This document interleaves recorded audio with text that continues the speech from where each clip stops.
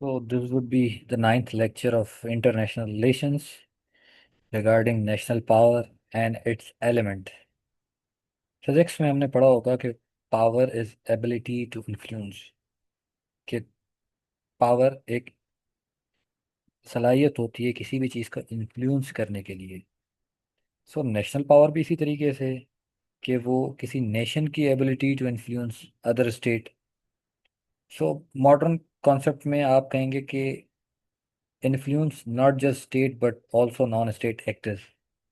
सो अगर national power को देखें वी वुड से कि ability of a state to influence, coerce या कंट्रोल एन अदर स्टेट या non state actors. What would be the element of national power? National power के elements वो होंगे कि वो फैक्टर्स जो इनेबल करते हैं किसी एक स्टेट को टू इन्फ्लुएंस, कोर्स या कंट्रोल एन अदर स्टेट या नेशनल नॉन स्टेट एक्टर्स। तो आपको समझ आएगा कि what is power, what is national power, what would be the elements of power. तो जनरल एलिमेंट्स की बात करें तो वी वुड से कि military is an element, economy is an element, technology is an element, politics या political cloud is an element, resources are element. Bracket में मैंने countries के नाम इसलिए लिखे हैं कि वी नो किस मुल्क का कौन सा element is their strength. America की स्ट्रेंथ, इसका नेशनल पावर का एलिमेंट मिलिट्री है। Similarly, economy for China, technology for Japan, political cloud for European Union, and resources Kingdom of Saudi Arabia. Right?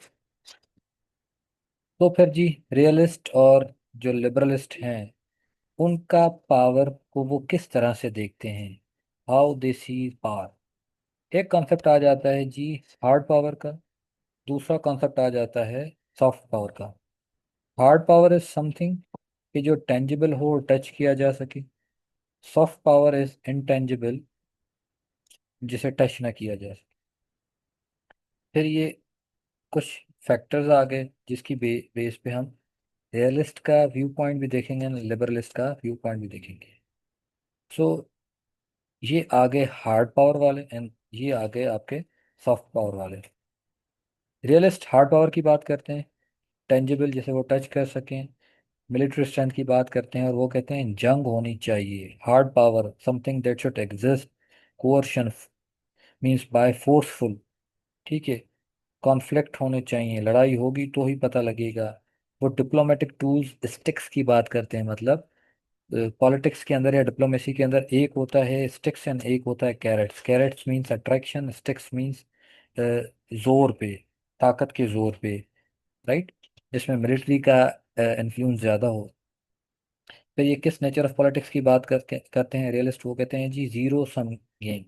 अगर आप पावर अचीव नहीं करोगे तो दूसरा अचीव कर लेगा, तो this is what it is a zero sum game, या जिसे रिलेटिव गेन्स भी कहा जाता है। So on the other hand neo का, लिबरल का पर्सपेक्टिव थोड़ा डिफरेंट है। This they are the advocates कि इनटेंजिबल एलिमेंट्स ऑफ पावर होने चाहिए।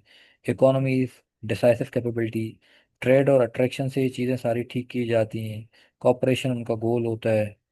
एंड कैरेट्स की तरफ जाते हैं, अगेन अट्रैक्शन, सॉफ्ट अप्रोच रखी जाती है। और वो कहते हैं जी दिस इज नॉट समथिंग जो रिलेटिव हो, इट इज़ एन एब्सोल्यूट। आप अपना विन करें हम अपना विन करें, वो किसी की एक साइड से नहीं आ रहा, right. So this is why it is called a win win game, your win and my win.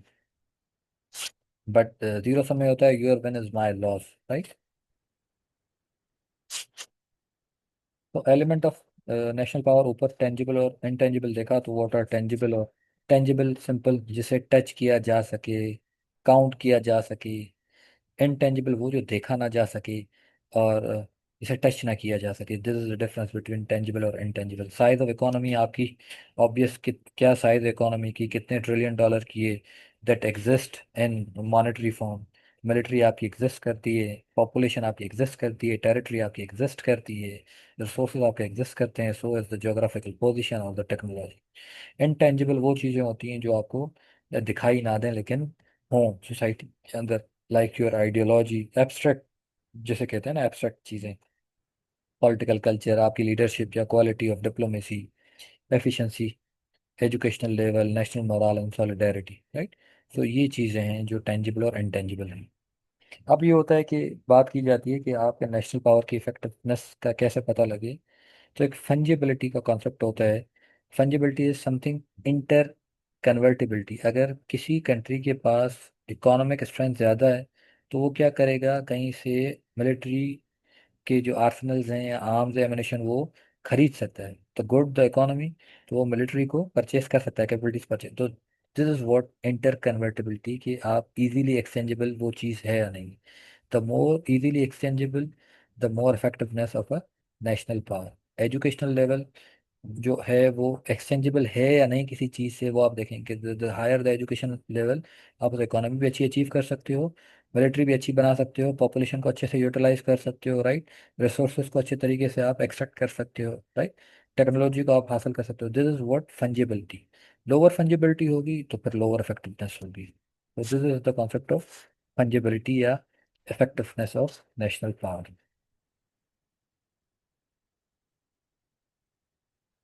आगे बढ़ते हैं तो we see balance of power. Balance की बात आती है तो हमारे दिमाग में सी सॉ का कॉन्सेप्ट आता है कि something is we put here and the other thing we put here. So power को बैलेंस कैसे करना है। So stability of the international system is कि ये चीज़ बैलेंस में हो। अगर थोड़ी ऊपर नीचे होती है तो दैट मीन्स कि आपकी स्टेबिलिटी जो है इंटरनेशनल सिस्टम की, वो मुतासर हो रही है, अफेक्ट हो रही है। So this is again new realism से एक थ्योरी ऑफ स्टेट बिहेवियर है, बैलेंस ऑफ पावर। तो वो यही बात करते हैं कि दुनिया के अंदर एनार्किक स्ट्रक्चर है, कोई ग्लोबल सॉवरन नहीं है, अनइक्वल कैपेबिलिटीज हैं, लेक ऑफ ट्रस्ट है, सिक्योरिटी डायलेमा का इशू है। स्टेटिज्म का कंसर्न है कि state are rational actor, primary actor, unitary actor.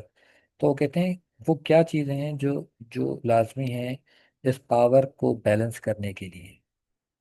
ठीक, आसान जबान में पावर को बैलेंस करने के लिए। तो जी ये कहते हैं कि काउंटर बैलेंसिंग की जाए, स्टेटस को मेंटेन किया जाए। स्टेटस को मेंटेन करना मतलब जो चीज़ जैसे चल रही है वैसे चलनी चाहिए। इक्विलिब्रियम, मेंटेनिंग इक्विलिब्रियम, इसी इक्विलिब्रियम की बात करें कि डिस्ट्रीब्यूशन ऑफ पावर को इक्विलिब्रियम में कैसे रखा जाए। स्टेट की सॉवरेंटी से इंटैक्ट रहती है और सिस्टम स्टेबल रहता है। The this is actually the principle of this balance of power thing. होगा किस तरीके से, या आप अपनी पॉलिसीज में अपनी इंटेंशन सेट करते हो, या फिर क्या करते हैं कि आप देखते हैं कि पोल पावर पोल्स होते हैं, like this is US, this is China. आप देख रहे हैं कि आपने कोई एक पोल सेलेक्ट करना है, तो आप देखते हैं कि पावर बैलेंस करने के लिए मुझे यहाँ जाना चाहिए, यहाँ जाना चाहिए। If we talk about the region South Asia, उसका पावर बैलेंस कैसे करना है। If India is going here, Pakistan will run rush here, right. वैसे पहले रशिया के साथ था, पावर बैलेंस कैसे किया जाता था। पाकिस्तान यहाँ जाता था और इंडिया रशिया की तरफ चला जाता। This is what selecting any pole. Contingency या इमरजेंसी प्लान्स क्या हैं आपके, कि इन केस अगर कुछ हो जाता है, जंग लग जाती है, हालात खराब हो जाते तो आप किस तरफ जाएंगे। तो policies, preference and contingencies, this is what comes in balance of power. अब जी होता कैसे है पावर बैलेंस। तो सबसे पहले ये होता है कि सेल्फ हेल्प। सेल्फ हेल्प ये कि let suppose this is the region South Asia, जहाँ पे एक कंट्री है पाक, एक कंट्री है इंडिया।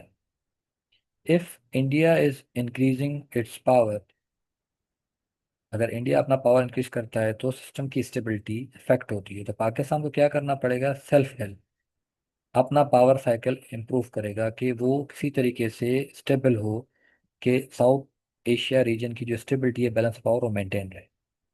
या फिर ये क्या करेंगे, आर्म रेस में चले जाएंगे। अगर इंडिया अपने आर्म्स बढ़ा रहा है तो पाकिस्तान डेफिनेटली बढ़ाएगा। या ट्रेड वॉर में चले जाएंगे, इफ ये ट्रेड में आगे बढ़ रहा है, compete कर रहा है, तो पाकिस्तान भी चला जाएगा। या इंफॉर्मेशन की डोमेन में ये आगे जा रहा है तो ये भी आगे चला जाएगा, ठीक है। या फिर ये होगा कि पाकिस्तान देखेगा कि इंडिया पावर बैलेंस कर रहा है और संभव वो यूएस की हेल्प ले रहा है, या किसी फ्रांस की हेल्प ले रहा है, या इसराइल की हेल्प ले रहा है, तो Pakistan will rush to alternative country like the Turkey, like Azerbaijan, like China. तो ये कहते हैं अलायंस में चले जाना किसी के साथ। या फिर individual increase in power, again the self help, कि खुद का पावर इंक्रीज करना, कैपेबिलिटीज इंक्रीज करना, ठीक है। फिर बैलेंसिंग इस तरीके से भी होती है, आप किसी किसी भी एरिया को आप डिवाइड कर देते हो, डिवीजन कर देते हो, राइट। या फिर आप क्या करते हो, डिवाइड करके रूल करना शुरू कर देते हो, या फिर आप कंपनसेट करते हो, कहीं ना कहीं कॉम्प्रोमाइज करते हो, राइट। या फिर आप अपने आर्म्स इंक्रीज करते हो। अगेन आर्म इंक्रीज का मतलब आपको फिर ये आर्म रेस में लेके जाता है, बट आप इंडिविजुअल इंक्रीज इन आर्म भी करते हो। या फिर आप क्या करते हो, आप देखते हैं कि जी this is state Israel and this is फलस्तीन, तो आप कहते हो कि जी बैलेंस ऑफ पावर अफेक्ट हो रहा है तो कोई और थर्ड कंट्री आके यहाँ इंटरवीन करेगा। ठीक है। या फिर आप देखते हो कि these are the two countries, आप बीच में एक बफर जोन क्रिएट कर देते हो कि इनको अलग करने के लिए we have created buffer state see. Right, तो ये बैलेंस किस तरीके से होती है या क्या करना होता है, तो एक बड़े पैमाने पे देखें तो ये प्रिंसिपल्स होते हैं और ये स्टेप्स मेयर्स होते हैं, इस तरीके से होती है, ईदर बाय पॉलिसी या सेलेक्टिंग एनी पोज या कंटिजेंसी। 21st सेंचुरी में हमने सिक्योरिटी का कॉन्सेप्ट जैसे देखा था, तो we know that we have power and element of national power. In element या in element of national power के थ्रू हम अपना पावर बैलेंस करते हैं। इसी पावर बैलेंस से वी डिफाइन या डिक्टेट अ फॉरेन पॉलिसी। कौन सा एलिमेंट हमारा इनेबलर है, कौन सा एलिमेंट हमारा डिसेबलर है, और कौन सा एलिमेंट ऐसा है जिससे फर्क नहीं पड़ता। फॉरेन पॉलिसी की अगर बात की जाए तो what we do is, foreign policy बनाते हुए we have a country Pakistan. तो पाकिस्तान नीड टू सी कि उसका एलिमेंट इज मिलिट्री। अगर उसने मिलिट्री से किसी से कोलैबोरेशन करनी है तो वेयर शुड इट गो, उसे किस मुल्क के पास जाना चाहिए। डेफिनेटली वो किसी अफ्रीका के कंट्री के पास तो नहीं जाएगा। वो कहेगा जी मुझे किसके पास जाना है, मुझे जाना है चाइना के पास, यूएस के पास, जो इनेबलर कंट्री होंगे। राइट। पर आपकी मिलिट्री आप खुद भी देखेंगे कि आपको कॉस्ट बेनिफिट फायदा कहाँ से हो रहा है। ठीक है। तो आप अपने एनेबलर्स देखते हैं। राइट। बट अगर कोई डिसेबलर कंट्री है तो you will not prefer any disabler country. तो वेन एवर आप अपनी फॉरेन पॉलिसी बनाते हैं तो आपके एलिमेंट्स ऑफ नेशनल पावर को भी देखते हैं कि आपका एनेबलर क्या है, आपका डिसेबलर क्या है, या सामने जिस कंट्री के साथ आपने इंटरेक्ट करना है what would be their enabler. फिर ये सिर्फ लाजमी नहीं है मिलिट्री है, that could be your politics, your economy, your society, your technology, जो कि आपके एलिमेंट्स ऑफ नेशनल पावर होते हैं, that we have discussed here, कि कौन सा किसका एनेबलर है। राइट।